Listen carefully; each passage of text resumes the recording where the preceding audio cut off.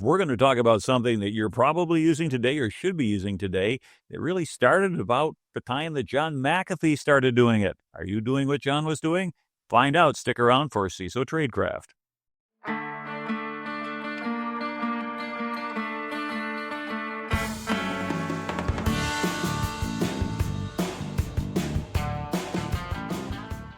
Hello and welcome to another episode of CISO Tradecraft, the podcast that provides you with the information, knowledge, and wisdom to be a more effective cybersecurity leader. I'm your host, G. Mark Hardy. On today's episode, we're going to talk a lot about endpoint protection and how we can do that better. But before I get going, let me mention something real quickly. In February, I'm going to be getting a chance to go out to sea on something called CruiseCon, and you can too. CruiseCon 2025 will be departing from Port Canaveral, Florida, from the 8th to the 13th of February. And if you're interested in joining us, go to cruisecon.com. And if you sign up, use the discount code CISO Tradecraft 10 and you get a 10% discount. Looking forward to seeing you there. If you can make it, you're going to meet a whole bunch of interesting cybersecurity leaders in a relatively low-key environment where you're not going to be hit with a ton of vendor pitches and phone calls and people interrupting you. So think about that. So anyway, talking about endpoint protection, I've got my guest here, Kieran Human, which you'll introduce in a moment, but let me do a little bit of a preamble here because I did a little bit of research and found out if you look at the history of endpoint protection, really the first real software tool for that was what we called, antivirus. And in 1987, for those of you who remember, John McAfee founded his eponymously named company selling a tool called Virus Scan. And I remember that in the early days, it had a running count of the number of viruses that it prevented. Considering the number of malware instances we have today, it was kind of like the scene in Blazing Saddles where an early Howard Johnson restaurant featured one flavor of ice cream. Now, for those of you who don't remember the 60s or 70s, Howard Johnson's was the biggest restaurant chain in the world back then. It prominently featured 28 flavors of ice cream on the road signs. And their last restaurant, however, closed in 2016. So you're forgiven if that isn't part of your memory. But anyway, Peter Norton followed 3 years later with his version of Norton Antivirus.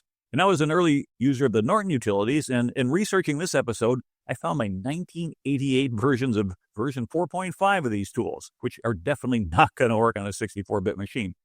And anyway, these two companies duked it out for market share as PCs became fixtures in the 1980s in both businesses and homes. Essentially, these companies would capture a sample of malware, analyze it, determine the signature, which is usually a unique string of bytes, pretty much toward the beginning of the file, then add it to the next update.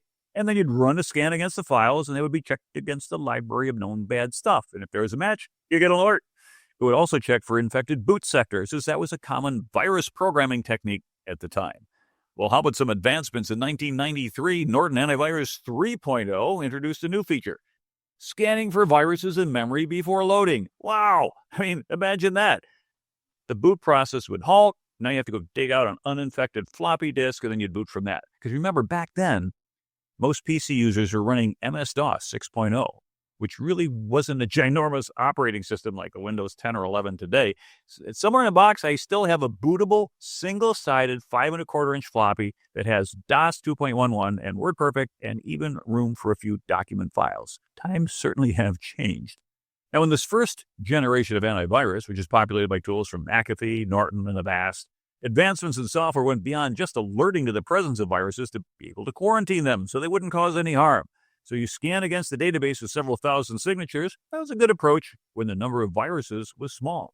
However, bad actors got wiser to this type of defensive activity and introduced new techniques like polymorphism. Now, a polymorphic virus could change itself every time a copy was made. And now the 10,000 variants quickly became 100 million variants, which meant checking against the signature database was just not going to scale. So antivirus vendors were in a constant tail chase trying to capture, identify, define a signature, and then push updates to their customers. The industry needed a new solution to this problem. The second wave of endpoint security solutions were called Endpoint Detection and Response software, or EDR. And here the goal is to log activity on the endpoint and associate the actions of the logged activities with known bad techniques, tactics, and procedures, what we call TTPs. Now, today, an authoritative list of these TTPs is the MITRE ATT&CK framework. For example, if your tool has detected log activity and it matched MITRE ATT&CK framework technique T1558, known as Kerber roasting, you know that some bad actor is trying to steal credentials in your environment. Now, while this methodology can find a lot more malicious software, it can also have a lot more false positives. Most industry reports would say that the best EDRs are 99, maybe even 99.5% accurate. That sounds pretty good, but if you miss 1% of ransomware in your environment, you could still have a material impact on your company. So if Generation 1 antivirus and Generation 2 EDR don't get you to that last 1%, then what should CISOs and security leaders look at to protect their company today? And we think the answer is the next generation endpoint protection platforms that restrict what runs on devices by using a technique called Allowlisting. Now, for many years in the cybersecurity community, we use the term whitelisting and blacklisting to refer to the list of allowable and unallowable software. But in today's politically correct environment, some people have associated these terms with skin color and race. So in the modern workplace, the trend is to use the term allowlisting and blacklisting. Now, what is allowlisting, and why should you as a CISO, as a leader, care? Instead of trying to identify which of the thousands of potential software instances is malicious, which is computationally infeasible, why not take the opposite approach? Now, instead of saying, allow to run anything that has not yet been labeled as bad, how about we use the approach, only allow to run those things we have specifically labeled as good? Now, this aligns nicely with zero trust and least privilege guidance. Any new software is denied the ability to run until it's been labeled as good. And this includes malware, as well as crypto miners, games, shadow IT, and other scourges of IT departments. Now, when it comes to Microsoft Super Patch Tuesday, the key, of course, is for these companies to get advanced copies of changes from Microsoft and push them to the endpoints before the update is applied. Otherwise, you might end up bricking your box. So, well, if that is my intro, let me welcome our sponsor, Kieran Human from ThreatLocker, to the show, who's going to talk about why tools that have a default deny approach are much more suitable for protecting today's IT. So, Kieran, thanks for coming on today's show. And can you tell our listeners about yourself a little bit and about your background? Hi, yes. Thank you for having me. I'm a special projects engineer at ThreatLocker. I recently got my master's in cybersecurity and privacy from UCF, and then I wrote my thesis on the intersectionality of cryptocurrency and cybercrime. Oh, that sounds interesting. I might actually want to read that because I've got a long background in looking at cryptocurrency. But thanks for telling us a little bit about your background. And since you've had a fun career, just kind of starting out. I mean, I noticed I went ahead and looked at your LinkedIn, and it looks like your degrees are fairly recent. So well done in terms of getting on board while they've got educational. And UCF, University of Central Florida, by the way, if people are wondering, has got an excellent program, both undergraduate and graduate. So we talked a little bit about antivirus and EDR software, and despite their best efforts, they still can't really detect every piece of malicious software. Plus, they're noisy. If I'm a CISO at a Fortune 1000 company, I could have millions of alerts from an EDR tool saying something malicious is happening. Well, maybe not, but something might be happening. And as a result, incident responders are going to tune out these alerts because of all the false positives. And they're going to miss when something actually does go bad. Now, talk to me a little bit about default deny or the allow listing. What's that all about? And how does that flip the script for safeguarding the enterprise? Yeah, alert fatigue is definitely a real issue in the industry. Having to try and figure out what is good and what is bad can take a lot of work and have many false positives, like you said. Think about it like this. Compare the number of applications that you want to allow versus the number of applications that you want to block. Which is bigger? Which is easier to manage, easier to control? With application allow listing, where you deny by default and permit by exception, it does all the heavy lifting for you. If the application is not on a list, it doesn't run. Simple as that. You don't have to chase down the latest malware and vulnerability in order to be secure. But like you mentioned, it has traditionally been quite difficult for companies to deploy that application allow listing. Like with the Patch Tuesday, you don't want to cause issues where it's not allowed and then issues with your machine. ThreatLocker has learning mode where it will learn what's running in your environment, and then built-in applications where we will track the updates for thousands of applications and update them for you so that it's a seamless process and you're not getting a bunch of denies and your workflow just continues like usual. We then take that further with ringfencing, where we can limit what applications do, whether that's interacting with another application, your files, data, internet, registry, just a lot of granular control. Okay, so ring fencing, that's a term that might be new for some people. So as you said, it limits what applications can do? Yes. And so what that is then for each application that you are aware of, because this is an allow list type of approach, you can say that, yep, this thing can access the internet, but perhaps this one can't. This one can go ahead and do. Okay, so that's the concept of ring fencing. I got it. So if vulnerability scanners and antivirus tools can't detect a malicious PowerShell script, then you wouldn't be able to stop that attack. And given that ransomware happens pretty quickly, that could be problematic. However, if we haven't approved PowerShell scripts to run or a particular PowerShell script to run, it's blocked by default, which sounds like it's a lot more secure. And I kind of like that. Now, allow listing of applications has been around for a while, that concept. I can remember that even the Australian Essential 8 said it was one of the top 8 safeguards that they wanted every company to adopt. Are you seeing other guidance recommending this type of required approach in government standards and regulations? Yes, we are seeing more guidance come out around the world requiring application allow listing. Governments are starting to realize that detection and response just isn't enough. Antivirus isn't enough. Australia has the Essential 8. The UK has Cyber Essentials, and there's just many other requirements and suggestions around the world, and everyone's moving towards that more default deny approach. Right, because when I started researching this episode, I looked about this concept of allow listing and said, wow, this is pretty good. So you're telling me about application containment and ring fencing. You mentioned that a little bit before I kind of dug into it a little bit. Let's go a little bit more detail just to make sure everybody understands exactly what we're talking about here. Of course. So allow listing, like we've been saying, it's extremely powerful. It's great. You should absolutely use it. You only allow what's approved, nothing else. But you also want to then limit what those approved applications can do. Any application that you run has the same access that you have. So if you can access all of your files, so can any program. If you can reach out to the internet, so can they. If you can edit the registry, so can it. So ThreatLocker ringfencing extends application allow listing by limiting the behavior of those approved applications. A user may need access to PowerShell scripts, but maybe those PowerShell scripts don't need to reach out to the internet. Or maybe those PowerShell scripts don't need to reach out to your backup files.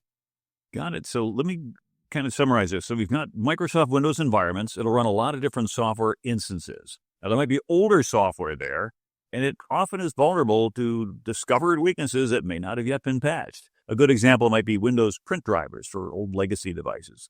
Now, if those print drivers can be exploited, then a bad actor could use them to read files that they shouldn't or outright exfiltrate data. Now, neither of those is a good outcome. And so that's why I think having endpoint protection that would block old drivers from being exploited would be really helpful.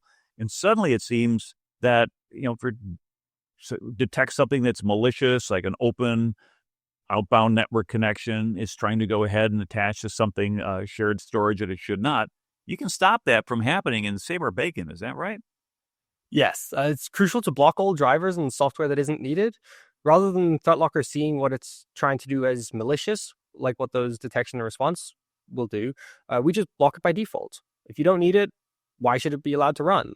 It really simplifies the process of securing your endpoint when you are certain that nothing malicious can run, including old vulnerable drivers. So a combination of restricting things that you haven't approved, which is going to be all that old stuff, plus the concept of ring fencing, which says of the things that we do say okay, they don't get everything that we get. They only get those privileges that they're going to need to be approved. That kind of gives you a double 1-2 punch that really helps out. And I can see how these types of approaches can really help. I mean, you look at attack chains such as phishing. For example, you get a Microsoft Excel or PDF document, and that could spawn and potentially run a PowerShell script, and that could be pretty bad. So if you can use application containment safeguards to ring fence Excel from calling any external software, then you can stop a lot of these potential attacks. Have you seen any customers use this type of next generation safeguard to further enhance their Microsoft security? We do see those Microsoft Office files be restricted from accessing PowerShell, accessing the internet. We can also limit it so that it can only access those Excel pages. So your Microsoft Excel doesn't need to access a Word doc. Your Word doc doesn't need to access PowerShell and the Excel scripts. It just really limits, only give it the access it needs, nothing else. It takes that default deny approach further. I like that. I mean, I've got a friend who says it seems like every day his Chrome browser is now asking to scan his network or connect to Bluetooth. Now, we're back and forth and talking about that, and I can't get mine to do that, but his does. And it's like, no, stay in your lane, Chrome browser. You're there to help me surf the internet, not find unpatched OT devices like my home thermostat. I'm pretty sure bad actors are going to start finding ways to use this Chrome functionality to harm people in organizations. So what are your thoughts about that with respect to browsers? Yeah, you'd be surprised at how much more applications can do and access than people realize. There's this one coupon Chrome extension that's from China that has access to your Chrome passwords, and we see this on numerous corporate devices all the time. It really drives home the point that you need to allow what is needed and block everything else. That's applications, that's extensions, and then block those the behaviors that you don't want. Chrome shouldn't be scanning your network. Yeah, and by the way, I had been probably foolishly, but I like to think I know what I'm doing, using the Chrome password for a number of years, actually. I finally got religion this year, and I moved over to a password manager. It's just like there's just too many horror stories about the browser that's really convenient, like pops up the user password, but the way it's stored and the way you can access it, because it's shared between my laptop and my cell phone, and all you really need is a pin on your cell phone to get access to the entire password store. And that, to me, we found out that, of course, you always remember the enemy of security is convenience. And so sometimes being too convenient is a problem. But when you take a look at things such as keeping software from scanning the network or trying to connect places that you shouldn't, another common attack I see is bad actors that are going to name their malicious services to have the same or maybe a very similar name to a legitimate Microsoft service. So this kind of blends in. So if an administrator is casually going through a bunch of logs, they're looking at this service or process, it's like, yeah, this looks normal. It looks like a reasonable thing. It's not, you don't notice that there's a 1 there or the I versus the L or something like that. Now, what should endpoint protection systems be doing to look at the data lineage and provenance to say, this thing which has the same name or always the same name as a Microsoft service really didn't come from Microsoft? Yeah, so oftentimes they will verify certificates, but even that isn't bulletproof. You can look at the Kaseya attack in 2021. The only way to be sure is to use application Allowlisting. Even if a new program is signed by a reputable company, block it. If I don't need it yesterday, why do I suddenly need it today? You only need to allow what you need, block everything else. It's much easier to manage a small, curated list of programs that are needed rather than trying to find the bad programs amongst thousands of unknown ones. Yeah, now I'll throw a little war story in here for a company that was known as Bit9. You may have heard of it. And what had happened was is they did a similar sort of thing with the allow listing, and somebody hacked into them. And so they did two things. Number one is they grabbed their customer list. Number two is they added their malware to the allow list.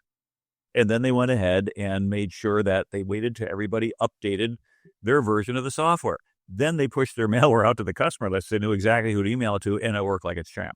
And so at that point in time, that really didn't go too well. So presumably when we hear scary stories about early adopters in some of these spaces like that, we say we kind of try to avoid things like that today. But another interesting threat that I'm hearing more about is fileless malware, and it'll run in memory, but it never saves a copy of itself on the hard drive. Essentially, if there's no file, how is antivirus or EDR going to detect it, let alone determine that it's malicious? So can you talk a little bit about fileless malware and how application containment might even stop those types of attacks?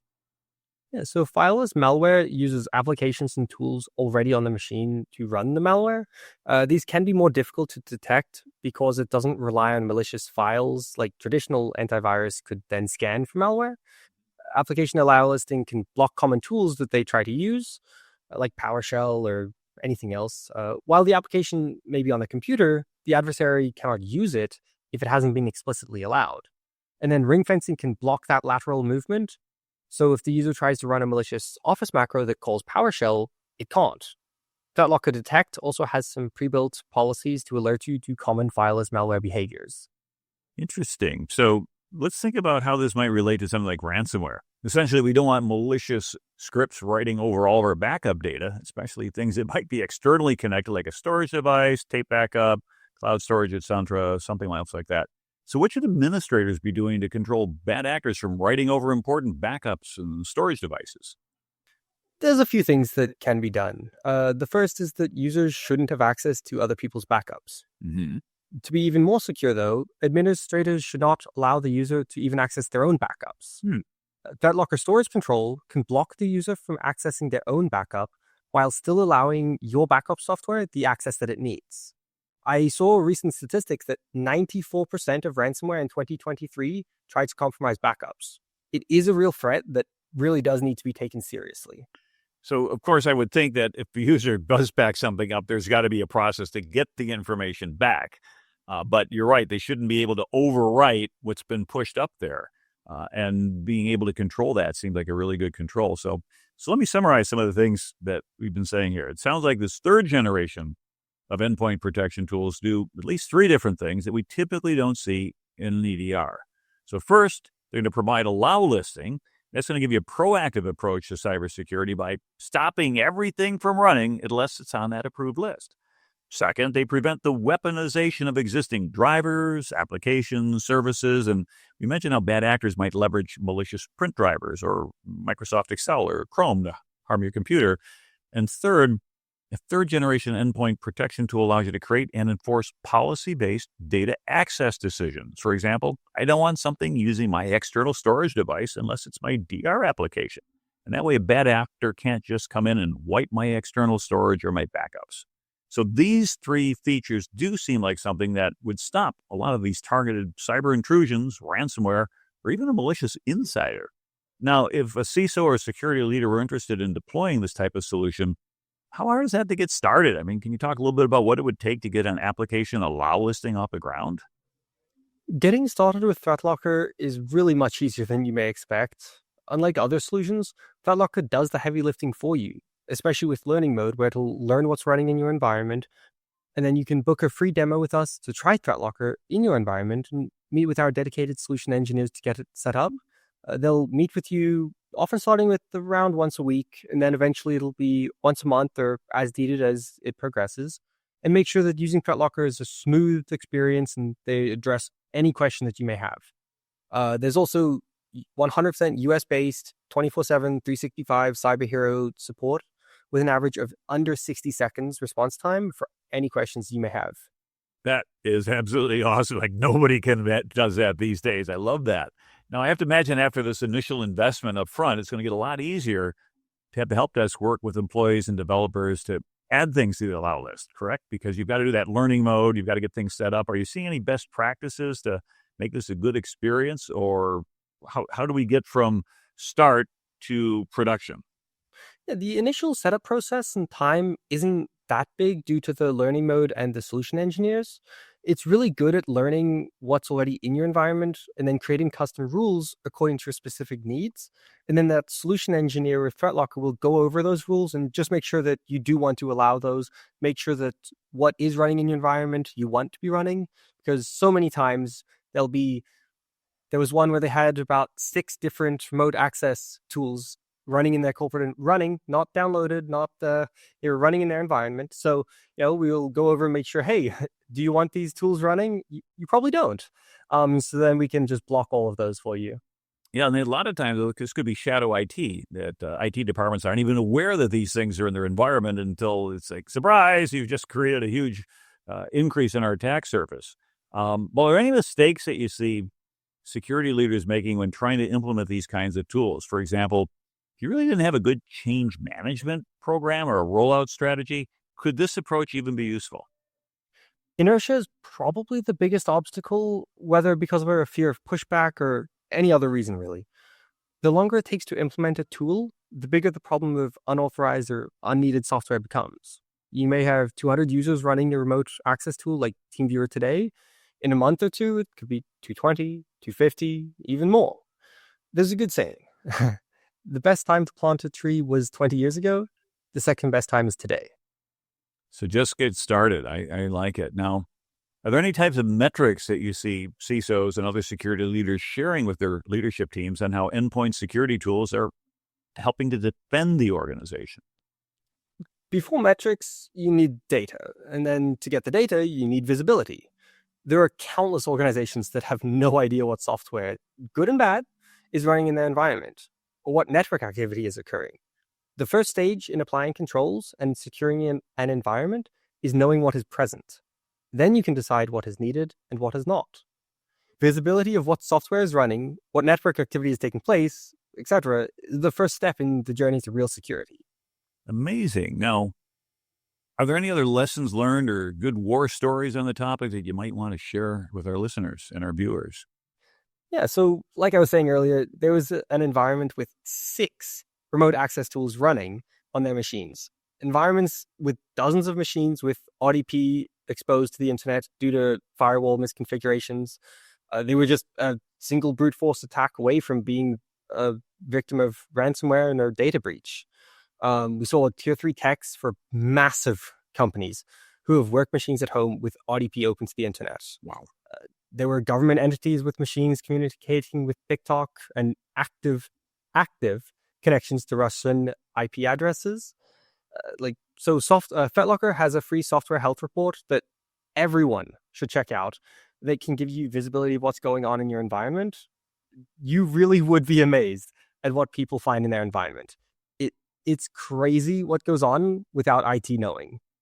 Wow. And I have seen, maybe not as crazy as that, but I have seen a lot of things that are out there. So any kind of thoughts that you have as we wrap up here about for our listeners, what should they keep in mind here? People just need to be aware that you're only as strong as your weakest link in security. Threat actors don't really care what size your business is. They will see you as a target. Whether it is with ThreatLocker or someone else, you need to have complete visibility and control of your environment. Yeah, I would agree with that. So, Kieran, thank you for coming on the podcast today to talk about the next generation of endpoint protection tools. I got to say to our listeners and our watchers, if you're not using Allowlist technologies, you're leaving out a very helpful safeguard that can stop a lot of malware from running in your environment.